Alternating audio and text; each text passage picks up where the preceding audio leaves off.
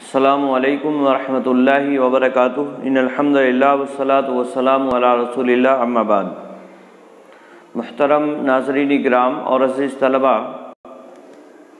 کتاب تقویت الایمان کے درس میں آپ کا خیر مقدم ہے۔ اشراق فی العادت کی تردید کے سلسلے میں یہ باب چل رہا ہے۔ اس سے پہلے دروس میں قرآنی آیات اور بعض احادیث آپ کے سامنے رکھی گئیں۔ مسلم شریف کے حوالے سے ایک اور حدیث آپ کی خدمت میں حاضر ہے۔ چنانچہ مؤلف رحمہ اللہ بیان فرماتے ہیں، اخرج مسلم عن حفصہ زوج النبی صلی اللہ علیہ وسلم قالت قال النبی صلی اللہ علیہ وسلم من اتی عرافا فسألہ عن شیء لم تقبل له صلاة 40 لیلۃ۔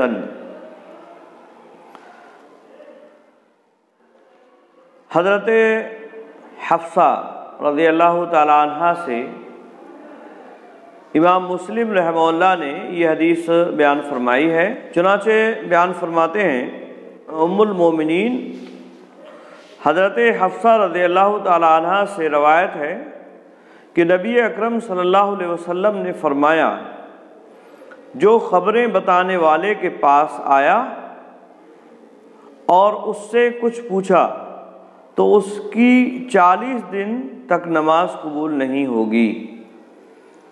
عراف مطلب خبر بتانے کا جو دعویٰ رکھتا ہے، اور اس کے پاس اگر کوئی آدمی جاتا ہے اس غرض سے کہ وہ اس سے غیب کی خبریں معلوم کر لیں،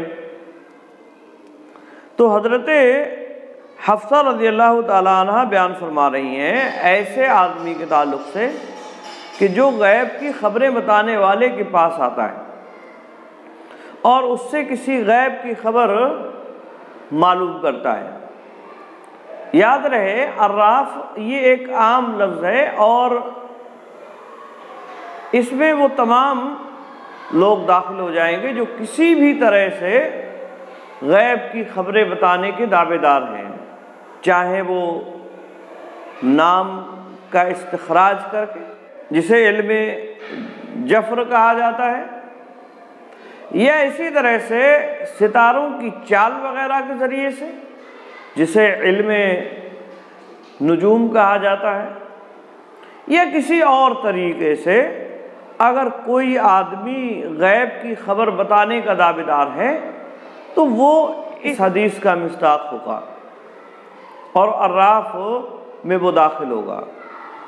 اللہ کے نبی صلی اللہ علیہ وسلم نے بیان فرمایا کہ جو آدمی کسی عراف کے پاس، غیب کی خبر بتانے والے کے پاس آتا ہے اور اس سے معلوم کرتا ہے غیب کی خبر اپنے تعلق سے یا کسی اور تعلق سے، تو اس کی 40 دن تک نماز قبول نہیں ہوتی ہے۔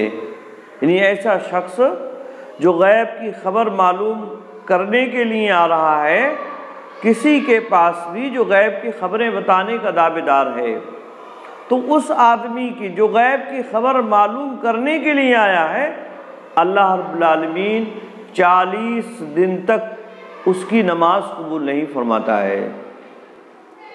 یعنی کوئی مسلمان آدمی اگر پوچھنے کے لیے چلا گیا، اور ظاہر سی بات ہے جب پوچھنے کے لیے جا رہا ہے تو یہ اس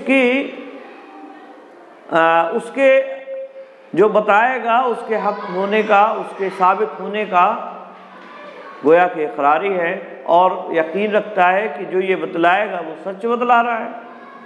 تو ایسا آدمی جس نے عراف کی بات کو مان لیا اور اس کی بات کی تصدیق کی، گویا کہ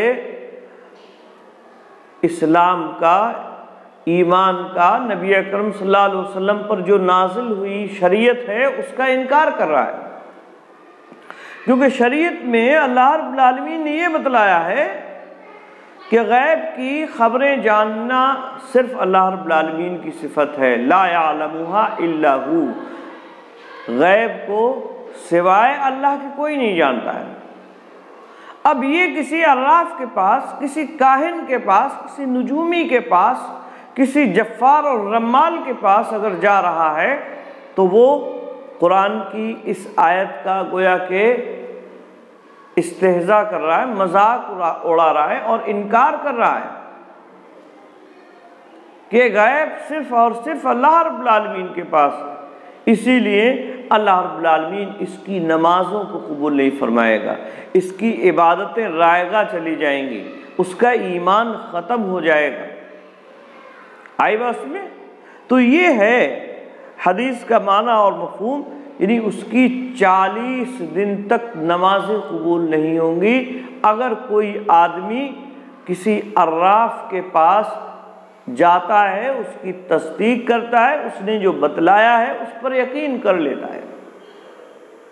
مؤلف رحمہ اللہ فائدے کے تحت بیان فرماتے ہیں، یعنی جو شخص غیب کی باتیں بتانے کا دعوے دار ہے، اگر اس سے کسی نے جا کر کچھ پوچھ لیا تو اس کی 40 دن تک عبادت قبول نہیں رہی، یعنی اس کی عبادت 40 دن تک قبول نہیں کی جائے گی اللہ رب العالمین کے دربار میں۔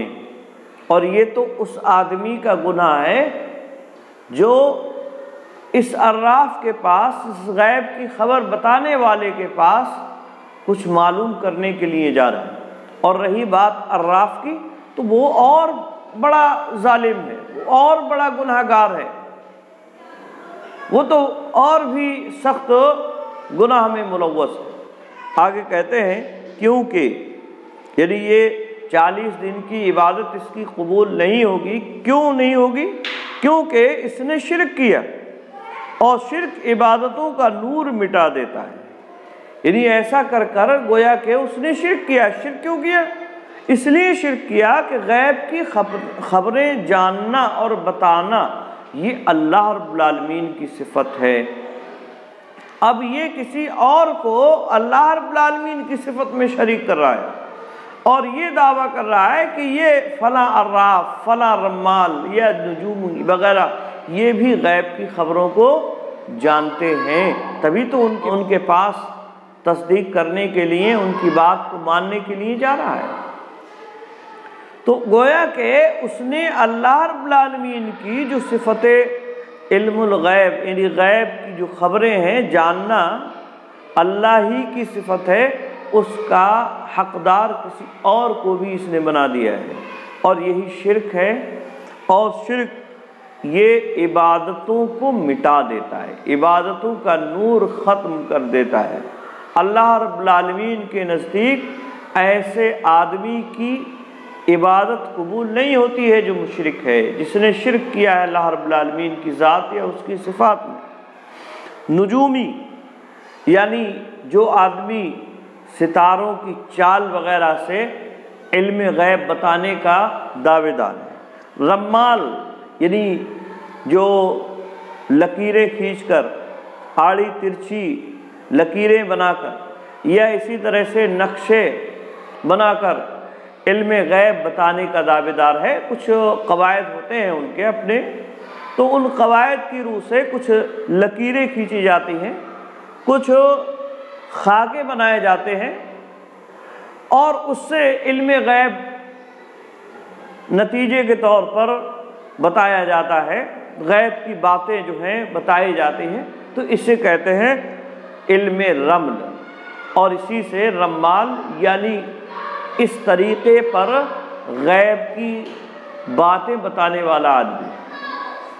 اور اسی طرح سے جفار، علم الجفر یہ بھی ایک طرح کا علم ہے، اور اس میں نام یا جو پوچھی جانے والی چیز ہیں ان حروف کو اکٹھا کیا جاتا ہے، ان سے ان کے نمبر نکالے جاتے ہیں، اور ان نمبروں سے غیب کی خبریں نتیجے کے طور پر بیان کی جاتی ہیں، تو اسے کہتے ہیں علم الجفر، اور اسی کا جانکار یا اس سے نتیجہ اخذ کرنے والا جفار کہلاتا ہے۔ مؤلف کہتے ہیں نجومی، رمال، جفار، فال کھولنے والا، نامہ نکالنے والے اور کشف والے سب عراف میں داخل ہیں۔ یہ سارے کے سارے لوگ یہ عراف میں داخل ہیں، کیونکہ یہ بھی کسی نہ کسی طرح سے علم غیب بتانے کے دعوے دار ہیں۔ آئی بات؟ تو خلاصہ اس حدیث کا یہ ہے کہ اگر کوئی آدمی عراف کے پاس یا علم غیب بتانے کا کوئی بھی کسی بھی طرح کا دعوے دار ہے، اس کے پاس آتا ہے، اللہ رب العالمین اس کی عبادت کو قبول نہیں فرماتا ہے۔ اور کیوں نہیں قبول فرماتا ہے؟ اس کی وجہ یہ ہے کہ یہ گویا کہ شرک کر رہا ہے اللہ رب العالمین کی صفات میں، اور اللہ رب العالمین کی صفات میں شرک کرنے کی وجہ سے یہ مشرک ہو گیا، اور مشرک کی عبادات کا نور ختم ہو جاتا ہے، اس کو اللہ رب العالمین قبول نہیں فرماتا ہے۔ لہذا ہر مسلمان کو ایسے لوگوں سے اپنے آپ کو بچا کے رکھنا چاہیے، نجومی ہوں، رمال ہوں، عراف ہوں، یا اسی طرح سے جفار، ان لوگوں سے کسی بھی طرح کا کوئی تعلق نہیں رکھنا چاہیے۔ جو آدمی ان کے پاس جاتا ہے، ان کی باتوں کی تصدیق کرتا ہے، گویا کہ اس نے قرآن کا انکار کیا، وحی کا انکار کیا، نبی اکرم صلی اللہ علیہ وسلم کی احادیث کا انکار کیا۔ اللہ رب العالمین ہمیں اس فعل بد سے محفوظ رکھے، آمین۔ آج کے لیے بس اتنا ہی۔ السلام علیکم ورحمۃ اللہ وبرکاتہ۔